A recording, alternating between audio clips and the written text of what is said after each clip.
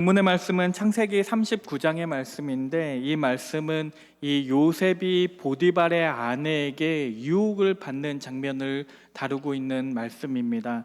이 말씀을 통해서 우리가 이 죄 많은 세상 가운데 어떻게 살아가야 하는 것인지, 우리가 유혹을 당할 때에 그 유혹에서 벗어나는 길이 어떤 방법이 될 수 있는지, 그것에 대해서 살펴보고자 합니다. 우리 잠깐 옆 사람들과 함께 인사 나누겠습니다. 주 안에서 승리합시다.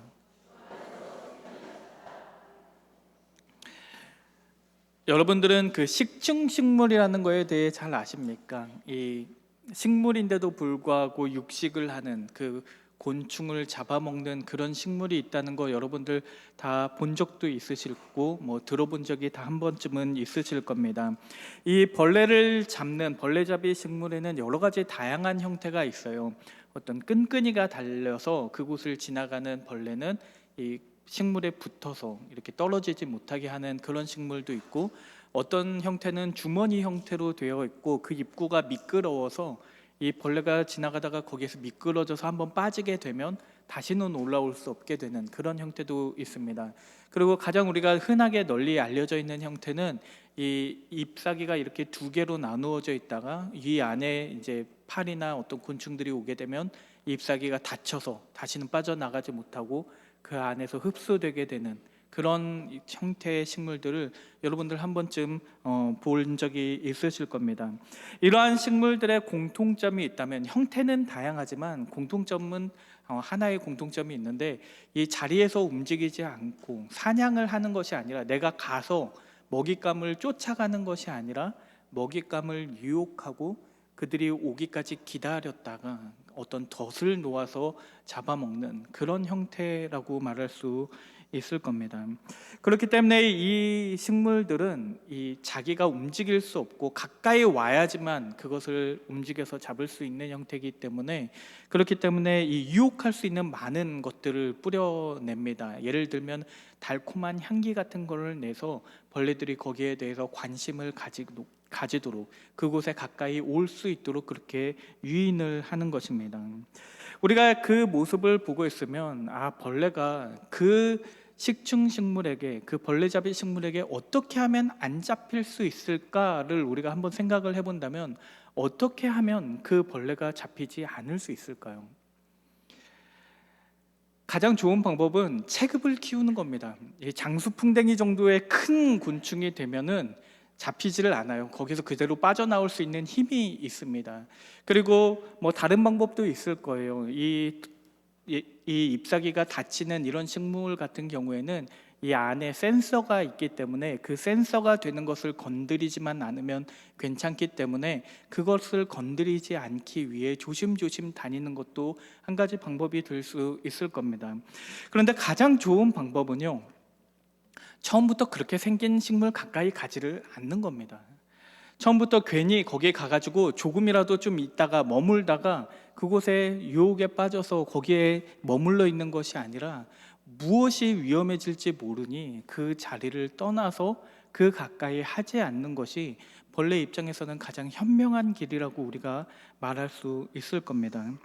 제가 이런 말씀을 드리는 이유는, 우리가 이 세상에 대하는, 세상에서 우리가 마주하는 유혹들도 이런 것과 굉장히 비슷하기 때문에, 우리가 피할 수 없을 때에는, 우리가 싸울 수밖에 없을 때는 싸워야겠지만, 가능하면 그 유혹으로부터 멀리 도망치는 것이, 그것을 회피하는 것이 가장 지혜로운 길이 될 수 있기 때문입니다. 다시 말하면, 우리는 달콤한 그 향기를 내는 그 유혹에서 승리하기 위해서 성령 충만한 것도 중요하고, 우리의 신앙과 우리의 믿음을 굳건히 하는 것도 중요하겠지만, 무엇보다 중요한 것은 그 자리를 떠나는 것에 있다는 것입니다. 오늘 본문의 말씀은 우리가 어떻게 하면 지혜롭게 유혹으로부터 벗어날 수 있는지, 우리가 어떻게 유혹과의 싸움에서 승리할 수 있는지에 대해서 가르쳐주고 있는 말씀입니다. 오늘 본문에 등장하는 인물은 요셉이라는 인물인데, 이 요셉은 이 형제들에 의해서 애굽에 팔려가서 보디발이라는 사람, 이 친위 대장이었던 보디발의 집에서 총무가 되는 것으로 이 이야기가 시작되고 되고 있습니다. 이 창세기 39장 2절에서 3절 말씀을 보면 이렇게 돼 있어요.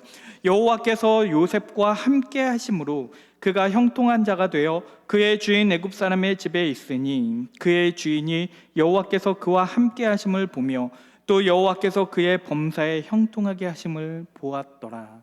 그러니까 이 요셉은 굉장히 불행한 일을 당한 것 같았지만, 형제들에게 배신을 당해서 팔려가서 종이 된 것 같았지만, 그럼에도 불구하고 하나님께서 그와 늘 함께 계셔서 그가 하는 모든 일을 형통하게 하셨다라고 되어 있습니다. 그런데 그의 삶이 형통했다는 것을, 하나님께서 보호하고 계신다는 것을 자기 스스로만 알았던 것이 아니라 그 이방인이었던, 하나님을 믿지 않는 이 보디발의 눈에도 이 하나님께서 이 요셉을 보호하고 계시고 그와 함께 계시고 그에게 복을 주시는 것을 알아차릴 수 있을 정도로 그렇게 큰 복을 받았다고 되어 있습니다. 그래서 이 보디발이 이 요셉을 하나님께서 축복하시는 것을 알고 있었기 때문에 이 요셉에게 자기의 모든 것을 맡깁니다. 이 성경을 보면 자기 재산의 어떤 일부분만, 30%나 50%만, 이렇게 30%나 50%에도 엄청 큰 비중이잖아요. 자기가 가진 30%나 50%만 맡겨도 굉장히 큰 비중을 맡기는 것일 텐데, 자기가 가지고 있던 모든 소유를 이 요셉의 손에게 맡겼다라고 되어 있습니다. 그러자 무슨 일이 일어나냐면, 하나님의 축복이 요셉에게만 임했던 것이 아니라 이 보디발과 보디발의 집에 임했다라고 되어 있습니다. 하나님께서 요셉을 축복하셨을 뿐만 아니라 그 요셉이 머물러 있는 그 자리를 축복하셔서 이 보디발뿐만 아니라 보디발이 가지고 있는 모든 소유에 하나님의 축복이 임했습니다. 하나님께서 아브라함에게 약속하셨던 것처럼, 땅의 모든 족속이 너로 말미암아 복을 받을 것이라고 약속하셨던 것처럼, 이 요셉을 통해서 이 보디발의 집이 축복을 받고 있는 것을 보여주고 있는 것입니다. 그렇기 때문에 이 요셉은 모든 일이 형통했어요. 하나님께서 함께 하셨고 하나님께서 축복하셨기 때문에 요셉은 모든 하는 일에 있어서 형통할 수 있었습니다. 뿐만 아니라 하나님께서 요셉을 한 가지 더 축복하셨는데, 그가 하는 모든 일에만 축복을 하셨던 것이 아니라 이 요셉의 외모적으로도 하나님께서 축복하셨던 것을 볼 수가 있습니다. 창세기 39장 6절의 말씀을 보면 요셉은 용모가 빼어나고 아름다웠더라 라고 이렇게 되어 있습니다. 여기서 용모가 빼어나고 아름다웠다 라고 할 때 이 두 가지의 단어가 쓰여져 있어요. 용모가 빼어나다 라고 할 때는 토아라는 단어가 쓰였고, 아름다웠다라고 할 때는 야페라는 단어가 쓰였습니다. 그러니까 토아하고 야페했다라고 이렇게 되어 있는데, 이 동일한 표현이 앞에서 한번 등장한 적이 있습니다. 이 표현이 누구한테 쓰였었냐면 이 요셉의 엄마한테, 요셉의 어머니였던 라헬에게 동일한 표현이 쓰인 적이 있습니다.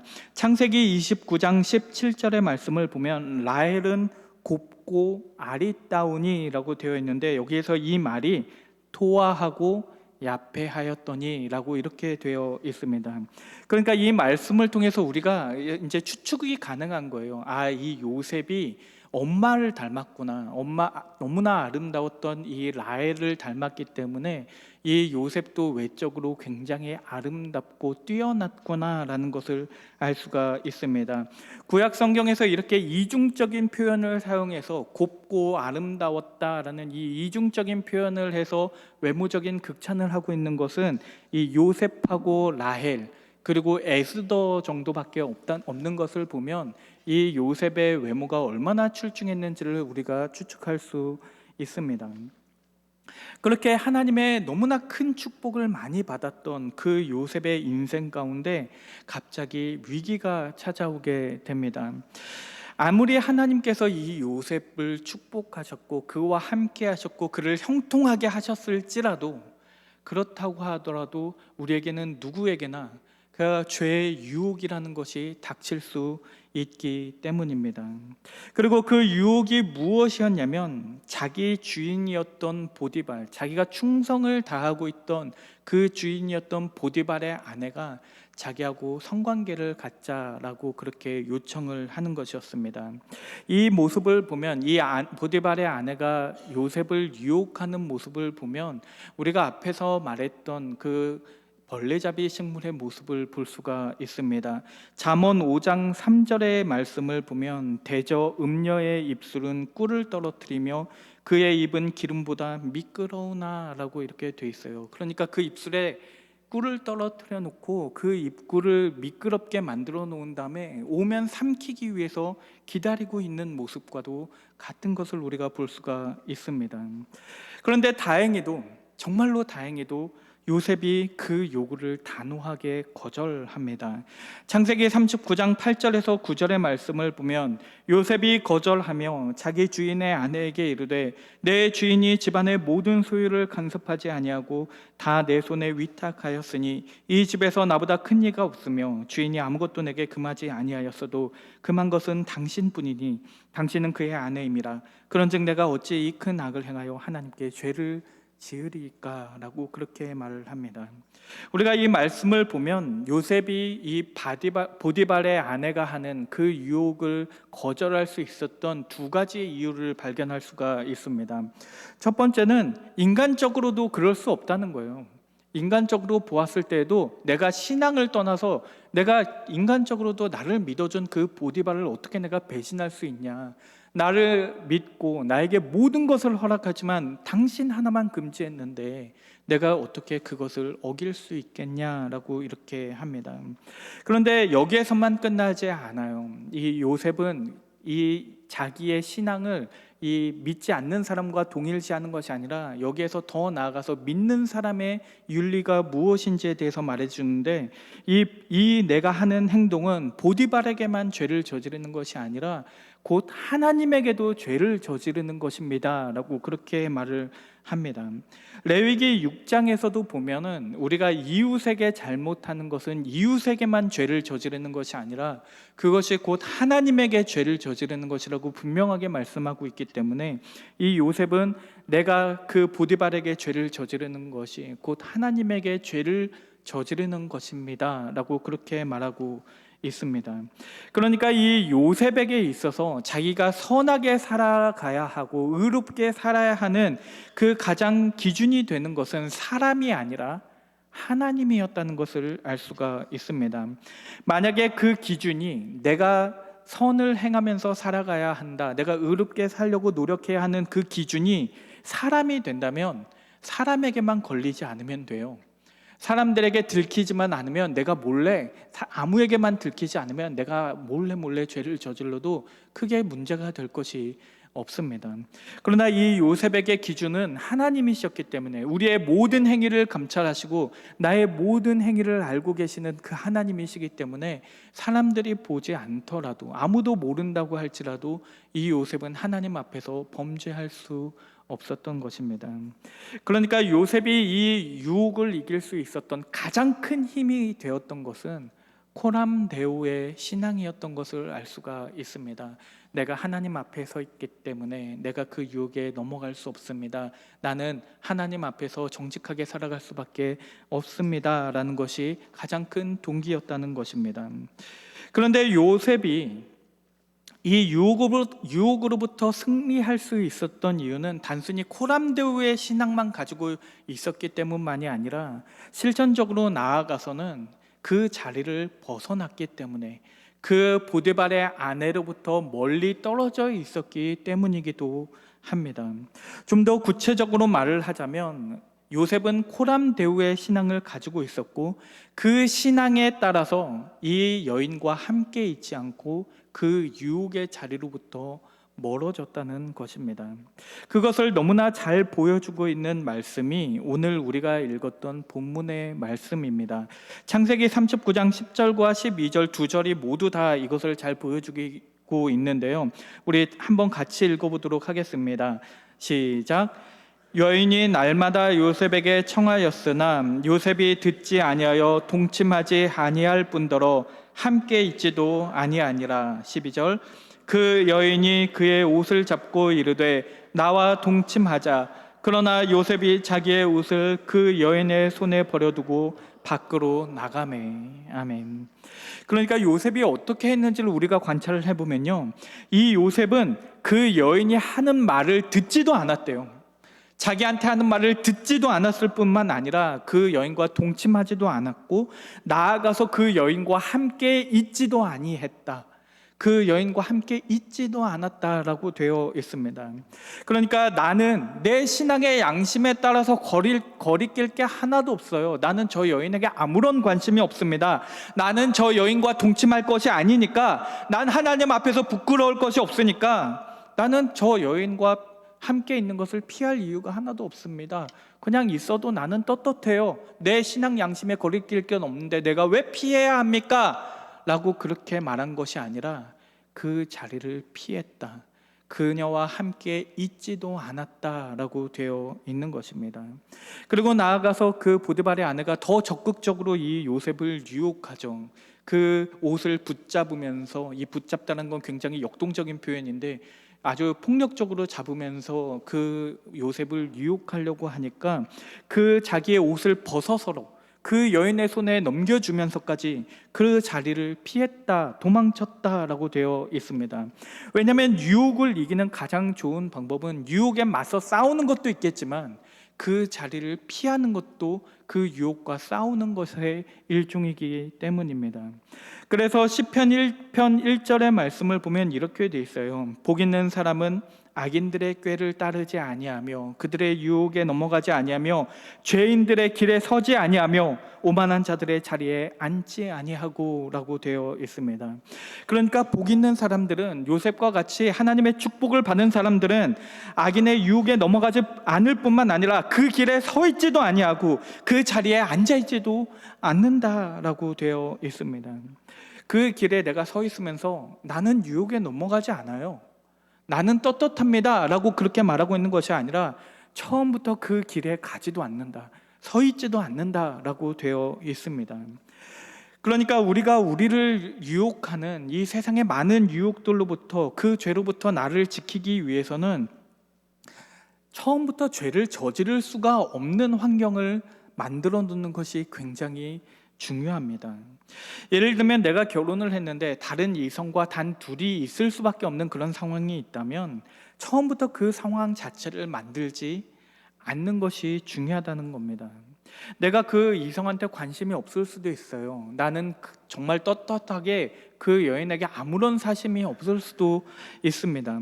그럼에도 불구하고 나는 언제나 죄인이기 때문에, 내가 죄를 저지를 수 있는 사람이기 때문에 그 상황 자체를 만들지 않고 이 단둘이 만나지 않는다든지, 어쩔 수 없이 만나야 한다면 다른 사람들이 다 볼 수 있는 어떤 공개된 장소에서 만난다든지 다른 사람과 함께 만난다든지 그렇게 환경을 만들어 놓을 필요가 있다는 것입니다. 우리가 다이어트를 하면서 주변에 음식을 막 차려 놓은 다음에 난 다이어트 할 거야, 난 이겨낼 수 있어, 나는 이 모든 유혹을 극복해낼 거야 라고 한다면 그것은 굉장히 미련한 방법이 될 겁니다.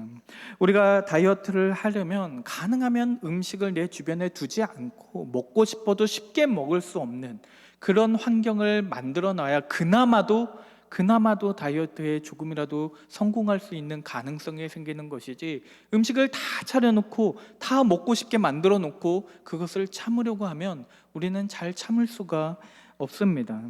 마약에 중독된 사람이 마약을 끊기 위해서는 마약으로부터 단절되는 것이 중요한 것이지, 마약을 앞에 놓고 한번 인내해 봐라, 네가 참고 이 마약을 하지 않을 수 있는 그런 인내력을 길러야 한다라고 말을 한다면 그것은 올바른 방법이 될 수 없을 겁니다. 물론 종국에 가서는 마지막에는 그 유혹을 이겨낼 힘이 있어야겠지만 더 현명한 방법은 우리가 그 힘을 기르기 위해서라도 마약을 끊고 그것과 단절되어 그 자리를 피하는 것이 더 현명하다는 말입니다. 왜냐하면 우리는 모두 다 죄인이고 죄를 저지를 수 있는 가능성에 놓여 있는 자들이기 때문입니다. 이 어거스틴이라는 신학자가 사람을 네 가지로 분류를 합니다. 네 가지 상태로 분류를 하는데 이 조금 어렵게 느껴지실 수도 있겠지만 들으시면 한번 납득이 되실 거예요. 이 하나님께서 처음 인간을 창조하셨을 때의 인간이 있습니다. 그리고 이 인간의 상태와 언제 달라지게 되냐면 우리가 원죄를 저지르게 되었을 때, 아담과 하와가 선악과를 따먹게 되었을 때 그때 우리의 상태가 변하게 됩니다. 그리고 이 상태가 언제 또 변하게 되냐면 우리가 예수를 구주로 영접하고 우리가 거듭나게 되었을 때 상태가 변해요. 그리고 또 언제 상태가 변하냐면 우리가 저 천국에 들어갔을 때 우리가 상태가 변하게 됩니다.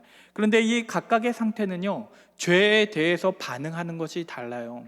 이 첫 번째, 하나님께서 처음 인간을 창조하셨을 때는 죄를 저지를 수도 있고 저지르지 않을 수도 있는 상태입니다.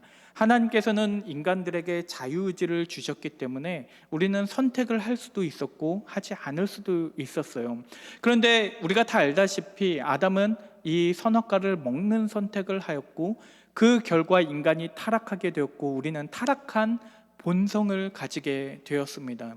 그래서 우리는 여전히 자유의지가 있음에도 불구하고 이 어거스틴은 노예의지, 죄에 노예된 의지라고 말을 하는데 우리는 항상 죄를 선택해요. 이 아무리 자유의지가 있어도 우리의 본성 자체가 죄를 사랑하게 돼 있다라고 그렇게 설명을 합니다. 그런데 우리가 예수를 구주로 영접하고 우리가 주님을 만나게 되면 이제 죄를 저지르지 않을 수 있는 상태가 된다고 말을 합니다. 그러니까 죄로부터 우리가 완전히 벗어나서 우리는 다시는 죄를 저지를 수 없다고 말하지 않아요. 우리가 다시 죄를 저지르지 않는 그 상태는 마지막 단계입니다. 마지막에 우리가 저 천국에 올라가서 주님과 함께 있을 때 더 이상 그곳에는 우리의 죄가 있지 않을 거예요. 하지만 우리가 이 세상을 살아가는 동안에는 우리가 아무리 거듭났다고 할지라도, 아무리 하나님께서 우리와 함께 하시고 우리를 형통하게 하시고 우리를 축복하신다고 할지라도 우리는 언제나 죄에 취약한 사람들이고 우리는 항상 유혹에 노출되어 있다는 말입니다. 그래서 바울도 로마서 7장 24절을 보면 그렇게 고백을 하는 것을 볼 수가 있어요. 오라 나는 공고한 사람이로다. 이 사망의 몸에서 누가 나를 건져내랴 라고 그렇게 한탄을 합니다. 이 말씀은 이 바울이 거듭난 이후에도 자기가 여전히 죄를 저지르는 모습을 보면서 자기 스스로 한탄하고 있는 말씀입니다. 그러니까 우리는 우리 자신을 긍정하지 않습니다. 우리 자신을 믿지 않아요. 우리 자신을 낙관하여 생각하지 않습니다. 우리는 연약하고 우리는 쉽게 넘어지고 죄의 유혹을 받게 되면 그 유혹에 너무나 쉽게 넘어간다는 것을 우리 스스로가 너무나 잘 알고 있습니다. 그렇기 때문에 우리는 어쩔 수 없을 때는 유혹과 싸워서 이겨야겠지만 더 현명한 방법은 그 유혹의 자리로부터, 그 죄의 자리로부터 벗어나는 것입니다. 그 죄의 자리로부터 벗어나는 것이 부끄러운 일이 아니에요. 단순히 용기가 없어서, 부끄러워서, 영적으로 어떤 성숙함이 없어서 그곳에서 도망치는 것이 아닙니다. 이 자기를 절제하고 경건하게 살아간다는 것은 유혹의 자리를 피할 때를 아는, 그 순간을 분별할 줄 아는 그 분별력으로부터 시작되는 것이기 때문입니다. 그래서 성경은 얼마나 많은 경우에 우리로 그 자리를 피하라고 권면하고 있는지 모릅니다. 이 디모데후서 2장 22절의 말씀을 보면 이렇게 돼 있어요. 또한 너는 청년의 정욕을 피하고 주를 깨끗한 마음으로 부르는 자들과 함께 의와 믿음과 사랑과 화평을 따르라. 너는 청년의 정욕을 이겨내고 너는 청년의 정욕을 극복하라고 그렇게 말씀하고 계시는 것이 아니라 그 청년의 정욕을 피하라라고 그렇게 되어 있습니다. 잠언 4장 14절에서 15절의 말씀을 보면 사악한 자의 길에 들어서 가지 말며 악인의 길로 다니지 말지어다. 그의 길을 피하고 지나가지 말며 돌이켜 떠나갈지어다 라고 그렇게 되어 있습니다. 고린도전서 6장 18절에도 비슷한 말씀이 있어요. 거기 보면 음행을 하지 말라라고 그렇게 말씀을 하시는 것이 아니라 음행을 피하라, 그 자리를 피하라라고 그렇게 되어 있습니다. 디모데전서 그렇게 되어 있습니다. 그러니까 성경은요, 얼마나 많은 경우에 우리에게 정욕과 그 음행의 자리에서 피하라고 그렇게 경고하고 있는지 모릅니다. 그런데 사람들은 자꾸만 자기를 죄에 노출시켜요. 죄의 환경 가운데 자기를 내버려 둔 다음에 내가 그것을 이길 수 있을 것이라고 생각하고 그 죄와 싸워서 이기는 것만이, 내가 그 자리에서 승리해야만, 그래야만 그것이 경건이라고 그렇게 생각하고는 합니다. 그런데 이 요셉이라는 인물을 우리가 보면 분명히 이 요셉은 하나님과 함께 있는 사람이었고, 코람데오의 신앙, 하나님께서 자기를 늘 보고 계신다는 그 정직한 신앙을 가지고 있음에도 불구하고 그 자리에 머물러 있었던 것이 아니라 그 자리를 피했고, 보디발의 아내와 함께 있지도 아니할 뿐만 아니라 그녀로부터 옷을 벗어서라도 그 자리를 도망쳤다라고 되어 있습니다. 그러니까 영적으로 성숙하지 못해서 도망친 게 아니라요, 오히려 영적으로 성숙하였기 때문에 그 자리를 피했다는 것을 우리가 알 수 있습니다. 성경에 보면 이 요셉의 이야기와 극명하게 대비되는 사건이 하나 있습니다. 여러분들도 잘 알고 계시는 사건인데, 이 다윗과 밧세바의 사건입니다. 이 다윗과 밧세바의 이야기를 보면요, 이 문제의 시작이 어디부터 시작되냐면 이 다윗이 머물러 있었던 것으로부터 시작되는 것을 볼 수가 있습니다. 이 다윗과 밧세바의 이야기를 다루고 있는 이 사무엘하 11장의 첫 번째 말씀, 이 사무엘하 11장 1절의 말씀을 보면 이렇게 돼 있어요. 그 해가 돌아와 왕들이 출전할 때가 되매 다윗이 요압과 그에게 있는 그의 부하들과 온 이스라엘 군대를 보내니 그들이 암몬 자손을 멸하고 랍바를 에워쌌고 다윗은 예루살렘에 그대로 있더라. 그러니까 이스라엘이 지금 전쟁 중이에요. 다른 나라들과 전쟁을 벌이고 있는데 그 전쟁에 나가서, 최전방에 나가서 그 싸움을 지휘해야 할 다윗이 예루살렘에 머물러 있었다. 그가 떠나지 않고 그 예루살렘에 머물러 있었다라고 되어 있습니다. 그리고 이 바로 다음 절 2절의 말씀을 보면 다윗이 그 예루살렘에 머물러 있다가 그 유혹을 당해요. 그 자리에 머물러 있다가 밧세바가 목욕하는 것을 보고 그 목욕하는 모습을 보니 그 밧세바가 심히 아름다웠더라라고 이렇게 되어 있습니다. 그러니까 다윗이 예루살렘에 머물러 있었던 것이 이 모든 비극의 시작이라는 것을 우리에게 알려주고 있는 겁니다. 그러니까 우리가 다윗과 밧세바의 이야기를 보면 우리가 상상을 해볼 수 있는 거예요. 생각을 해볼 수 있는 겁니다. 그가 밧세바를 보았을 때 그가 아름다운 걸 우연히 보았을 수 있어요. 그랬다면, 만약에 그것을 보았다면 다윗이 어떻게 해야겠습니까? 어떻게 하는 것이 하나님 앞에서 정직하게 행하는 것이었겠습니까? 예루살렘을 떠나는 것이, 그 자리를 피하는 것이 하나님 앞에 가장 정직한 모습이었을 겁니다. 예루살렘을 떠나서, 그 유혹이 있는 그 자리를 떠나서 전쟁이 벌어지고 있는 그 최전방으로 자기가 나아가야만 했습니다. 그런데 누가 나갑니까? 다윗이 가지 않고 그 우리야, 그 밧세바의 남편이었던 우리야를 그 전쟁터로 보냅니다. 그리고 자기는 여전히 예루살렘에 머물러 있어요. 그리고 그 머무름이 결국에 다윗이 하나님 앞에 가장 큰 악을 행하는 그런 원인이 되는 것을 볼 수가 있습니다. 그러니까 우리가 유혹을 당하고 시험을 당할 때 우리가 피할 수 있다면 그 자리를 피하는 것이 가장 좋습니다. 이 고린도전서 10장 13절의 말씀을 보면 이렇게 돼 있어요. 시험과 유혹은 완전히 같은 개념은 아니지만 우리가 유사한 부분이 있다는 것을 고려해서 이 말씀을 읽어보면, 사람이 감당할 시험 밖에는 너희가 당한 것이 없나니 오직 하나님은 미쁘사 너희가 감당하지 못할 시험 당함을 허락하지 아니하시고 시험 당할 즈음에 또한 피할 길을 내사 너희로 능히 감당하게 하시느니라 라고 그렇게 되어 있습니다. 그러니까 하나님 아버지께서는 우리로 하여금 모든 시험에 능히 감당할 수 있는 그 힘을 주실 텐데, 그 감당하는 것이 항상 그 시험과 맞서 싸워서 이기는 것에만 있는 것이 아니라 하나님께서 피할 길을 내시면 그 피할 길로 빠져나가는 것도 하나님께서 우리가 감당하실 수 있게 만드는 것이라는 말입니다. 유혹의 한복판에 서 있지 말고 그 자리를 피해서 하나님께서 만들어 주신 그 탈출구로 빠져 나가라는 것입니다. 우리나라 말에도 근묵자흑이라는 말이 있습니다. 이 검은 먹을 가까이 하다 보면 내 옷이 검게 물들 수밖에 없다는 말입니다. 그러니까 우리가 죄의 길에 서 있으면서 그 검은 물이 가득한 곳에 서 있으면서 내가 죄에 물들지 않기를 바라는 것은 검은 먹을 가까이 하면서 내 옷에 검은 물이 들지 않기를 바라는 것과도 같습니다. 그래서 우리는 그 자리를 피할 필요가 있어요. 그래서 주님께서도 우리에게 우리를 시험을 이기게 하여 주시옵소서, 우리를 승리하게 하여 주시옵소서라고만 그렇게 가르쳐 주신 것이 아니라 우리를 시험에 들게 하지 마옵소서, 우리는 연약하오니 우리를 시험에 들게 하지 마옵소서라고 그렇게 기도하라고 가르치셨습니다. 그러니까 우리는 죄에 저항하는 것 굉장히 중요합니다. 우리는 죄와 싸워야 하고 우리는 죄에 저항해야 마땅한 것입니다. 우리가 무조건 피하기만 하고 죄에 저항하지 말라는 말씀을 드리는 것이 아닙니다.